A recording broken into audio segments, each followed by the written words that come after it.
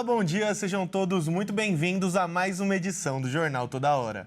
A partir de agora te acompanho para descobrirmos o que é notícia aqui no Brasil. E após inúmeros dias de calor intenso, a previsão para o Brasil é de um longo período de chuvas fortes. A mudança de tempo começou no fim de semana passado e deverá continuar até pelo menos a próxima quarta-feira.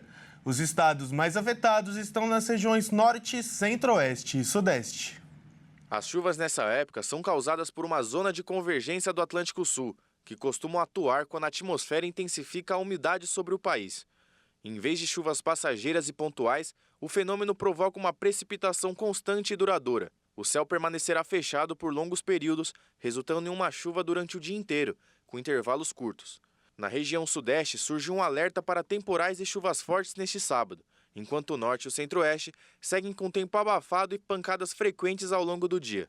Nas outras regiões, o tempo fica mais tranquilo, sem grandes riscos ou preocupações com a chuva. Segundo os meteorologistas, o fator que gera tensão será a soma da precipitação ao longo de vários dias consecutivos, que aumenta o risco de desastres hidrológicos em áreas urbanas e regiões de encosta. O Centro Nacional de Monitoramento e Alertas de Desastres Naturais, que é responsável pelos alertas de riscos, está com aviso moderado de risco de alagamentos e deslizamentos nessa região. Porém, enquanto isso, a seca também é um problema para os moradores de quase 70% do território brasileiro. As chuvas irregulares, os vazamentos e os desperdícios têm causado muita preocupação. A seca já avançou para 19 estados do Brasil, atingindo 68% do território nacional.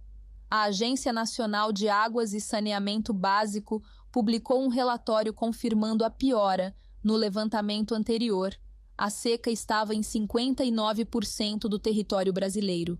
As capitais que mais tiveram piora foram Alagoas, Ceará, Espírito Santo, Goiás, Maranhão, Mato Grosso do Sul, Minas Gerais, Pará, Paraíba, Pernambuco, Piauí, Rio de Janeiro, Rio Grande do Norte, Rondônia, Roraima, São Paulo, Sergipe e Tocantins. Já no Amapá, Distrito Federal e Santa Catarina teve estabilidade no clima, enquanto no Rio Grande do Sul, o fenômeno voltou a ser verificado no mês de novembro. No mesmo mês, de acordo com o relatório, 8 estados registraram seca em 100% do território, que são eles: Ceará, Distrito Federal, Goiás, Minas Gerais, Piauí, Rio de Janeiro, São Paulo e Tocantins. Ainda falando dos meses de outubro e novembro, a região sul teve a seca menos agressiva do que os outros lugares, enquanto o Nordeste teve uma situação mais grave.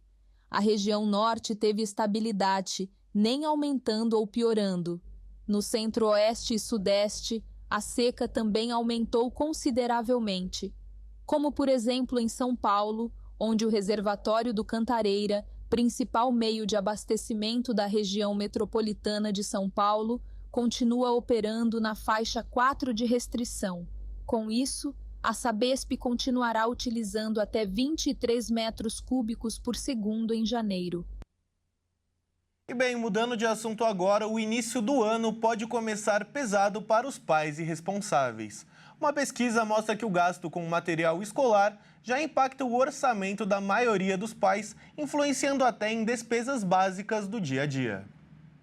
Os gastos com material escolar afetam o orçamento de 88% das famílias brasileiras.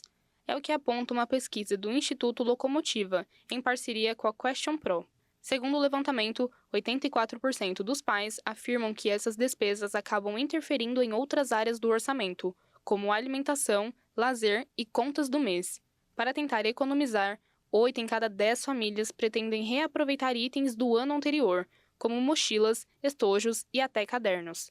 A pesquisa também revela que 45% dos consumidores ainda preferem comprar o material em lojas físicas e 90% dizem pesquisar preços em diferentes estabelecimentos antes de fechar a compra.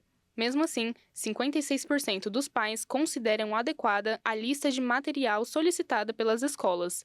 Outro dado que chama atenção é a participação dos filhos nas compras.